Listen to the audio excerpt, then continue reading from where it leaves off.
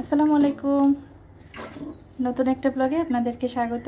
আজকে আমি সাজনা রান্না করব, আপনাদের সাথে রেসিপিটা শেয়ার করব আমি কিভাবে চাপা শুটকি দিয়ে সাজনা রান্না করি।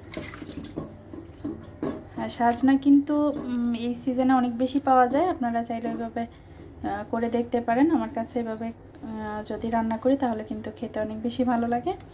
আশা করি আপনাদের কাছেও ভালো লাগবে। এখানে আমি সাজনা কেটে পরিষ্কার করে নিয়েছি, আর সাজনাটা এরকম একটু লম্বা লম্বা করে কেটে নিয়েছি আর খুব ভালোভাবে ওয়াশ করে নিয়েছি। আর ভিতরের বিচিটা একটু মনে হয়েছে যে শক্ত হয়ে গিয়েছে, সেজন্য আমি বিচিটা ফেলে দিয়েছি। আর এই যে আমি এখানে এই সাজনাগুলো রেখে দিব, আর এই সাজনাগুলো এখন রান্না করব। আর এই যে বিচিটা একটু শক্ত হয়ে গিয়েছে, যার জন্য আমি বিচিটা ফেলে দিয়েছি। এখানে আমি একটা আলু কেটে নিয়েছি, আর আলুটা দিয়ে দেব। সাজনা এবং আলু দিব, টমেটো দিব। তো টমেটোটা আমি একদম লাস্টের দিকে দিব। আর এখন আমি হলুদ এবং মরিচের গুঁড়া দিয়ে বসিয়ে দিব। দিয়ে দিলাম মরিচের গুঁড়া এবং মরিচের গুঁড়া দিয়েছি। এখন একটু পানি দিব আর লবণ দিব। আমি এখন ডেকে রান্না করব মোটামুটি 8 থেকে 10 মিনিটের মতো। আর এদিকে আমি শুটকি রান্না করার জন্য শুটকি এবং রসুন ভালোভাবে ছেঁচে নিচ্ছি একসাথে।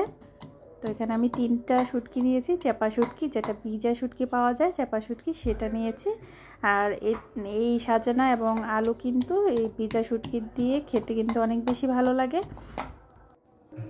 রসুন এবং শুটকি তরকারিতে দেওয়ার জন্য রেডি হয়ে গিয়েছে, আর সাজনাটা খুব ভালোভাবে সিদ্ধ হয়ে গেছে। এখানে আমি কয়েকটা টমেটো দিয়ে নিয়েছি, পাকা টমেটো।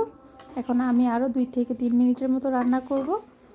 তারপরে এখানে আমি রসুন এবং শুটকি যেই ছেঁচাটা ছিল একসাথে দিয়ে নিয়েছি। এখন আমি ডেকে আরও 5 মিনিটের মতো রান্না করব। আর এই তরকারিটা হতে কিন্তু একদমই সময় লাগে না। এখানে কিন্তু আমি কোনো পেঁয়াজ এবং তেলের ব্যবহার করিনি। তেল এবং পেঁয়াজ ছাড়া এই সজনের তরকারিটা আপনারাও কিন্তু অবশ্যই বাসায় ট্রাই করবেন এবং খেতে কেমন হয় আমাকে কিন্তু কমেন্ট করে জানিয়ে দিবেন। আর আমার রান্না আপনাদের কাছে কেমন লেগেছে জানাতে কিন্তু ভুলবেন না। আপনারা চাইলে এরকম একটু ঝোল ঝোল রাখতে পারেন, আবার যদি কেউ চান তাহলে কিন্তু আরও অনেক বেশি শুকনা করেও রান্না করতে পারেন। এই রান্নাটা কিন্তু একেবারেই আমাদের আঞ্চলিক রান্না, তেল পেঁয়াজ ছাড়া। আপনারাও আপনাদের অঞ্চলে এইভাবে রান্না করেন কিনা আমাকে কিন্তু জানায়েন কমেন্ট করে। আর সবাই ভালো থাকবেন, সুস্থ থাকবেন। দেখা হবে নতুন কোনো ব্লগে। আল্লাহ হাফেজ।